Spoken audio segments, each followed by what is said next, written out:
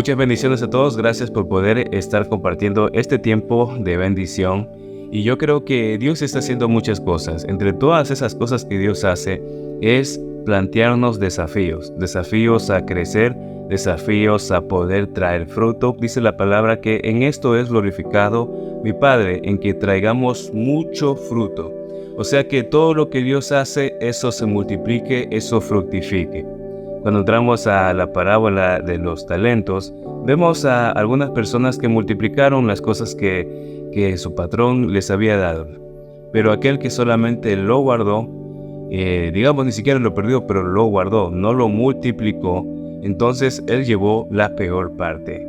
Hay cosas que Dios ha puesto en nosotros, pero que necesitan como un ingrediente especial para que empiecen a florecer y a ser de multiplicación. Esto es la fe. Fe no solamente es decir que yo profeso algún tipo de credo o que yo voy los domingos a la iglesia o yo soy una persona de fe porque soy tranquila, no me meto en muchos problemas, en muchos escándalos. No, una persona de fe es puntualmente aquel que le cree a Dios. Lo que Dios dijo, entonces lo cree, lo vive, lo practica y toma decisiones en favor a esa fe que Él dice que tiene. La fe es lo que a mí me hace entender el lenguaje de Dios. Por ejemplo, digamos que a usted Dios le está diciendo que dé una ofrenda y generalmente se la va a dar en el peor momento que usted está, cuando no tiene ni un centavo, cuando todas las cosas que usted pensaba que iban a salir en negocios, ninguna salió. Entonces viene Dios y le da una palabra, y esa palabra es de desafío. Y aquellos que creen la palabra que Dios le dijo, a pesar de su situación, ellos ven milagros. El problema con nosotros generalmente es de que empezamos a comparar la palabra que Dios nos dijo con nuestra situación, con las experiencias y generalmente con lo que venimos escuchando de otras personas que no conocen a Dios. Sabe que algo que usted y yo vamos a experimentar generalmente va a ser un crecimiento o una muerte espiritual. Si no crecemos espiritualmente, estamos muriendo espiritualmente. No podemos permanecer en un término medio. Dice la palabra, o eres frío o eres caliente, si no yo te vomitaré.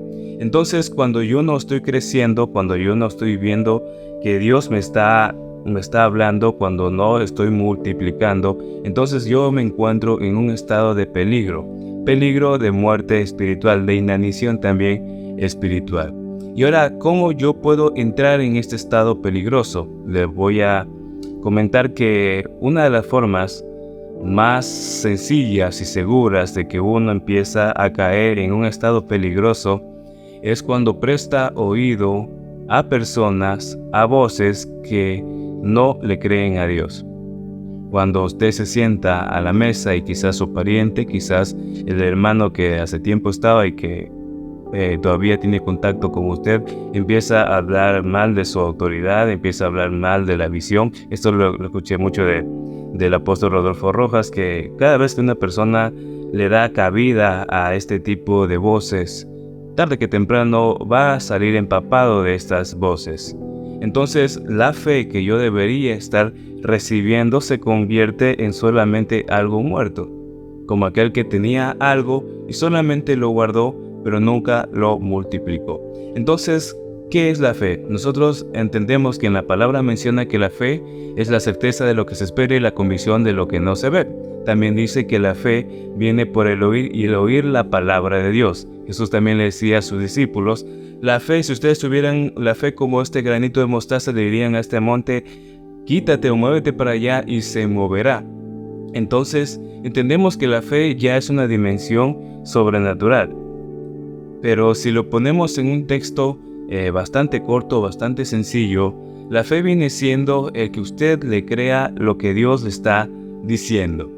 La cosa está que cuando desacreditamos la voz de Dios o no creemos que Dios nos está hablando, entonces estamos entrando en un estado muy peligroso. Es como cuando usted, vive en un barrio peligroso, en un barrio donde hay asaltos, malandros por todos lados. Usted sabe que ese sitio no es muy buena idea salir a la madrugada.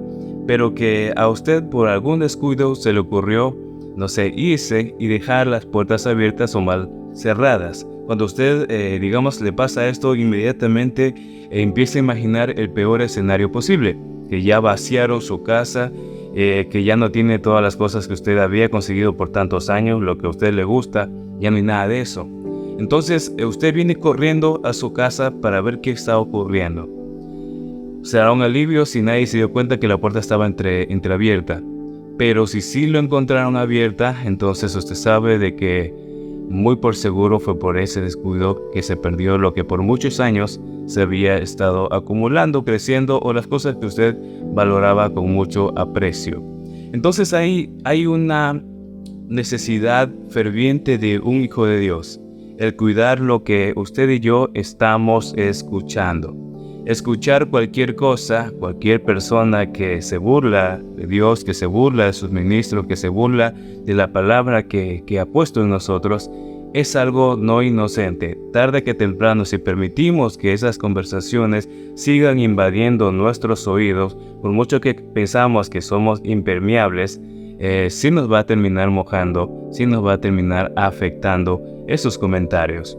Porque cuando escuchamos a alguien que desacredita a ministros de Dios, por muy conocimiento que tenga de la Biblia o que piense que esta persona tenga, no tiene revelación del Espíritu Santo. Porque cuando una persona tiene revelación del Espíritu Santo, conoce la voz del Espíritu Santo y sabrá que Dios detesta mucho esto de los burladores. Entonces, no le preste mucha atención a voces así. Tampoco se ponga a pelear, porque va a haber muchos conflictos y bueno, hay cosas desagradables que puedan salir de ese tipo de pláticas. Yo le daría como un consejo: frene el carro ahí, usted puede decir: de mi casa no hables así, de mi iglesia no hables así, de mi padre no hables así, yo estoy sirviendo a Dios y estoy creciendo. Y punto. Sea firme en sus palabras, sea firme con sus convicciones. Cuando usted recibe, ahora por el otro lado, recibe palabra de Dios, cuando usted la escuchó, esa palabra lo va a desafiar. Usted, si se dará cuenta, a las grandes mujeres que vemos en la Biblia, tenían una característica en común. Estas mujeres todas eran estériles. Hablamos de Sara, hablamos de la mamá de Juan el Bautista, hablamos de la madre del profeta Isaías. Todas ellas compartían esta característica común. Todas eran estériles. Por forma natural, ellas no podían tener hijos, pero anhelaban tenerlo. Ellas querían hacer algo. Entonces, Dios va y cumple. Y no lo cumple de la forma normal, sino que aún teniendo esposos ya mayores, va y lo cumple para que nadie se lleve su gloria y que a partir de ese punto ocurran cosas sobrenaturales, haya multiplicación. Entonces vemos que cuando Dios da una palabra, esta palabra produce fe en nosotros. Sabemos que Dios la va a cumplir independientemente de la manera en cómo usted se autoperciba, de la inteligencia corta o grande que usted piense tener, sino que Dios va a cumplirla cuando usted también la cree, cuando usted la acepta. Es como cuando te estamos dando un regalo, entonces usted sostiene el regalo en sus manos y usted se emociona porque hay algo que le están dando a usted, algo muy valioso. Entonces usted lo aprecia, lo guarda, lo tiene y lo multiplica también. Hay cosas que Dios nos está llamando a hacer, pero muchas veces no alcanzamos a escuchar esa voz por las otras voces que están dando vueltas. El mensaje de esta noche le había puesto como título Fe de Libres. ¿Por qué digo fe de libres? Porque hay personas, podemos ser también nosotros en algunos aspectos, que pensamos que lo que Dios dice se despega de todos mis aspectos, por ejemplo, de trabajo, de mis relaciones familiares, de mis relaciones sentimentales, de mi forma en cómo yo trato a mis amigos, de la manera en cómo trato a mis clientes. Creemos que Dios solamente se involucra en las cosas que tienen que ver con predicación, que tienen que ver con evangelismo, con consolidación y cosas así. Pero la verdad es que usted y yo somos el reflejo de Cristo en la tierra. Hay algo que Dios estableció para usted y para nosotros, es de que seamos el cuerpo de Cristo en la tierra. Esa es la iglesia. Se da cuenta de cómo Cristo menciona a la iglesia, la menciona como algo de sí mismo. como algo que no se puede despegar. Es como que usted no se puede sacar la cabeza para ir al trabajo. Usted no puede sacar eso que lo hace santo de cuando está hablando con las demás personas. Esto no es un tema que uno lo pueda dejar a un lado para, no sé, hacerme igual al resto de las demás personas. No, usted es el cuerpo de Cristo en la tierra y sabe que cuando Cristo en cuerpo vivo estaba aquí en la tierra, hacía milagros. Y aún más ahora, cuando el Espíritu Santo se está moviendo. El mismo dio de su Espíritu, el Espíritu que lo levantó de entre los muertos, está en nosotros, que es el Espíritu Santo, el precioso Espíritu Santo. Hay cosas mayores que Dios quiere hacer con nosotros, pero mucho cuidado con lo que nosotros permitimos que ingrese. Mucho cuidado con esa forma de ver que a Dios es algo que solamente lo tenemos encerrado por ciertos horarios o ciertos días. No, Dios a usted lo está llamando en su totalidad. O sea que cuando usted está en el trabajo, usted entienda que es el reflejo de Cristo. Aunque los demás no sepan que usted es cristiano, usted entienda que es el reflejo de Cristo. Aunque su familia está ahí todo haciendo bulla, usted entienda que usted es el reflejo de Cristo. Y Cristo, cuando llegaba a los lugares, aún los muertos resucitaban. Aún las palabras, el ambiente cambiaba. Él era la persona que llevaba una influencia allá. Una persona en Cristo no es influyente porque hable mucho o porque grite muchas cosas o diga amén, aleluya, lo que sea, sino que alguien es influyente porque pasa tiempo con el Señor, tanto así que su presencia lo acompaña en todo lugar. Cuando vemos a Moisés también bajar del monte, el que hablaba con el Señor, hablaba con Dios cara a cara, entonces él resplandecía. Era notable cuando él llegaba y estaba entre el pueblo, resplandecía. Así que, ¿cómo vamos a resplandecer? No porque a mí me dé un tiempo, por ejemplo, de servir o porque yo toque un instrumento. No, yo voy a resplandecer porque en la medida que el Espíritu Santo tenga contacto conmigo, yo pase tiempo con Él en oración, en búsqueda, en ayuno, entonces ahí realmente resplandezco. Mi lenguaje cambia y ahora la fe no es algo que yo lo enmarque en algún tipo de tiempo o de día. La fe es mi lenguaje, la fe es lo que me hace entender que Dios me está enviando a hacer algo. Y ese algo cambia y puede ser algo diario. Si usted busca al Señor antes de salir a cualquier tipo de actividad, si usted oró en la madrugada y durante el día usted sabía que te iba a tratar con ciertos clientes, con ciertas personas, usted no solamente va a orar porque le vaya bien en el trabajo, no solamente va a orar pidiendo de que el dinero fluya. Está muy bien eso y hágalo, eso hay que hacerlo, pero usted ore por aquellas personas que va a contactar en ese día, que ellos puedan ver a Cristo a través de usted y que sea cual sea el tema que vayan a tratar, los lleve a un punto en donde ellos puedan entender que Dios está con usted y que ellos también puedan recibir esa salvación que muy seguramente están necesitando. Quiero compartirles algo que está en la palabra de Dios. Lo vemos en Juan 11, del 39 al 40. Jesús dijo: quita la piedra, Marta, la hermana del que había muerto. Le dijo: Señor, hiede ya, porque tiene 4 días. Jesús le dijo: ¿no te dije que si crees, verás la gloria de Dios? Estamos hablando de este personaje, de esta persona que ya estaba muerto de 4 días, apestando. Yo creo que ya todo el mundo ya no se levantó. Ese tipo ya está haciendo comida de gusanos, o sea, ya hiede, decían las personas en ese momento. Entonces llega Jesús y dijo: quita la piedra. No le preguntó en qué manera murió, no le preguntó si estaba muy herido, si estaba el cuerpo de alguna forma irreconocible, simplemente dijo: quita la piedra. Entonces las hermanas del que había muerto, de Lázaro, empiezan a decir: no, pero Señor, ya está apestando, ya hiede, ya lleva 4 días muerto. Jesús le dijo que si no te he dicho que si puedes creer, verías la gloria. Entonces Dios viene y te dice algo, debes creerlo y debes actuar. Todo lo que Dios te dice es verdad. Lo que está escrito en la palabra de Dios es verdad. Es verdad. Es algo en lo cual tú te puedes caminar y puedes fundamentarte, es decir, que el Espíritu Santo está diciendo esto. Entonces debes hacerlo. Si Dios te está llamando a que seas valiente, seas esforzado y puedas hablarle a las personas, puedas orar por las personas, que aunque tú sepas que esta persona puede ser de un temperamento medio complicado, pero por cuanto tú ya oraste por esta persona, ya la pusiste en la presencia de Dios. Ahora sé valiente para que cuando hables con ella, le hables de aquel que te ha salvado la vida. Ahora el Espíritu Santo va a poner palabras en tu boca. No te preocupes, no te estreses, porque Dios quiere hacer una obra guiada por el Espíritu Santo, no por nuestra forma de hacer.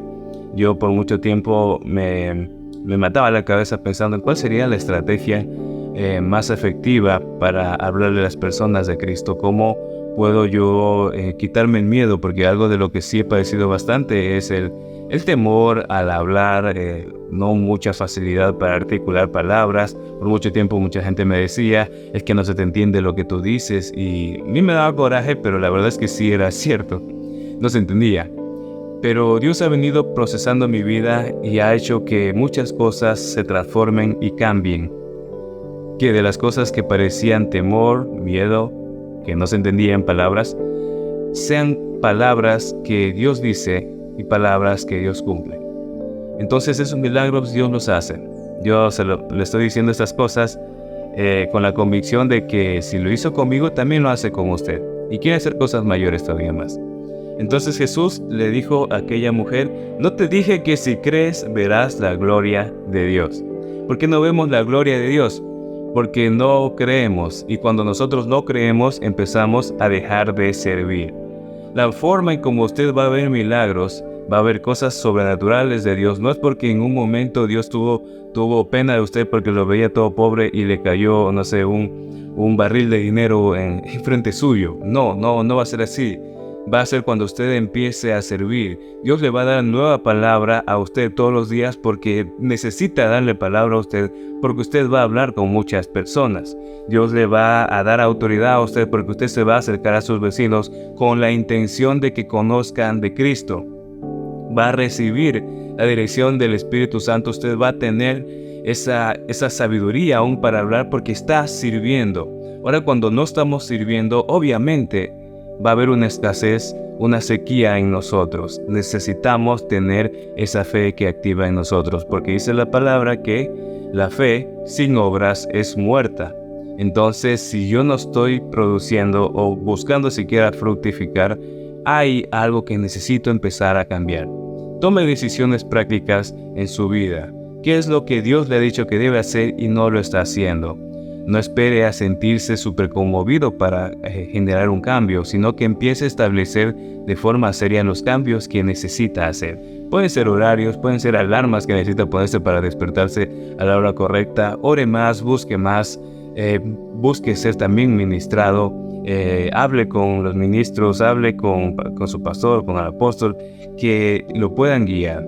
Que haya en usted y que haya en mí la iniciativa de poder cambiar lo que por demasiado tiempo estuvo reinando en nuestra vida. Tenemos que tener una fe de gente libre. La fe de gente libre o la persona libre es la que tiene la potestad de poder decidir lo que van a ser sus siguientes días. Puede decidir cómo va a ser su vida hacia adelante. Ahora podemos tomar la iniciativa de que nuestra vida cambie. Necesitamos tener una fe de gente libre. En 2 Timoteo dice, porque no nos ha dado Dios un espíritu de cobardía, sino de poder, de amor y de dominio propio. Tenemos todos los recursos para poder hacer grandes cosas sobre la tierra. Y sabe que dice la palabra que busca primero el reino de Dios y su justicia y todo lo demás será añadido. Uno no va por las añadiduras, usted va por el reino de Dios y por la justicia de Dios. No solamente estar en la justicia de Dios o en el reino de Dios cuando lo estoy buscando para mi propio beneficio, sino también cuando ya quiero servir, cuando ya quiero crecer, cuando lo que ocurrió en mi vida se empiece a multiplicar en las demás personas. Busque entrar en un discipulado, busque ser formado, busque tener a alguien a quien rendirle cuentas, busque su crecimiento, porque Dios lo quiere tener ya para que usted pueda operar en lo sobrenatural de Él. Dice Josué 1:9. Esta es una cita bíblica que ya la sabemos, pero necesitamos entenderla a mayor profundidad. Dice: mira que te mando que te esfuerces y seas valiente, no temas ni desmayes, porque yo, el Señor tu Dios, estoy contigo en donde quiera que fueres. No temas y no temas. La palabra que nosotros permitimos que ingrese en nuestros oídos será la palabra que viviremos, o lo que regirá nuestras decisiones de ahora en adelante. Cuando permitimos que el miedo, que el temor ingrese en nosotros, hay que entender esto. Muchas veces creemos que el miedo es algo que solamente lo sentimos cuando tenemos una amenaza. Pero cuando también estamos repitiendo palabras que Dios no ha dicho, entonces estamos sembrando también el miedo. Y en algunas personas que todavía no conocen mucho de Dios, que todavía están buscando crecer, cuando usted o yo, que ya por mucho tiempo he conocido algo de Dios, va y replica lo mismo que todo el mundo dice, está sembrando miedo y está generalmente sembrando la incredulidad. No fe, sino incredulidad. A veces podemos confundir las cosas y decir, no, yo solamente le cuento esto para que oremos. Quizás no lo dice usted de mala intención. Generalmente tiende a hacer esto como ya una costumbre enraizada que la venimos viviendo desde hace mucho tiempo. Por ejemplo, en mi casa, le estoy diciendo como un ejemplo a modo de parábola. Digamos que en su casa o en mi casa, su papá, su mamá siempre están viendo las noticias y va a pasar esto y se está incendiando allá y ayuda y se alarman y empiezan ya a ponerse nerviosos y creen que ya todo va a ser un desastre en su familia, en su vida, en todo. Y lo replican y envían un mensaje de WhatsApp y por allá y compártelo para que voten a tal ministro, voten a tal presidente o tantas cosas. Y terminamos solamente siendo utilizados por el espíritu del miedo, por el espíritu del temor, y nada hemos invertido de lo que Dios dijo que iba a hacer con nosotros. Usted entienda que Dios ve de forma distinta a los que hacen justicia, a los que no. Dios no va a dejar padecer a sus hijos en conjunto con los incrédulos o con los que practican la impiedad. Dios guarda a su pueblo, Dios guarda a sus escogidos. Eso lo he podido comprobar. Dios guarda a sus escogidos independientemente de la situación del país. Dios guarda a sus escogidos. Ahora, si yo quiero que cambien, que haya una transformación en mi localidad, en mi vida, en mi casa, en mi familia, entonces no va a cambiar por el miedo que yo le vaya a infundir con mis mensajes. Va a cambiar con cuánto de Cristo ellos van a poder ver. Como veíamos a las hermanas de Lázaro, estaban con miedo, estaban con angustia. Alguna le reclamaba a Jesús, si hubieras estado no hubiera pasado esto. Pero Jesús simplemente le dijo, quita esa piedra. No te he dicho que si crees, todo esto va a ser posible. Entonces verían la gloria de Dios. Y ocurrió un milagro y ellos pudieron ser testigos de algo increíble. No de la noticia común y corriente de las demás personas, sino de lo que desafiaba a la lógica común, la palabra de Dios. No importa el desafío que pareciera imposible para usted o para mí. Dios simplemente quiere que usted pueda crecer, que usted pueda tener una fe inquebrantable, que aún, dice la palabra, que aún no tengas miedo de las malas noticias. O sea que haya cosas que yo pueda escuchar, pero eso no va a mover lo que yo sé que Dios puede hacer en mi vida, lo que yo sé que Dios puede hacer en mi familia, lo que Él puede desatar en el corazón que le cree. Porque cuando usted le cree, es como cuando uno entra en la frecuencia correcta, entra en la frecuencia de Dios. Y quiero compartir otra cita bíblica que la vemos. Está en Salmos 121, dice: alzaré mis ojos a los montes, ¿de dónde vendrá mi socorro? Mi socorro viene de parte del Señor, que hizo los cielos y la tierra. No dará tu pie al resbaladero, ni se dormirá el que te guarda. Y aquí no se adormecerá ni dormirá el que guarda a Israel. El Señor será tu guardador, el Señor será tu sombra y a tu mano derecha. El sol no te fatigará de día, ni la luna de noche.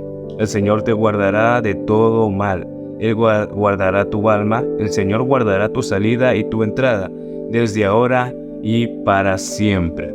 ¿Y cuántos pueden creer esto que está diciendo aquel que te ama?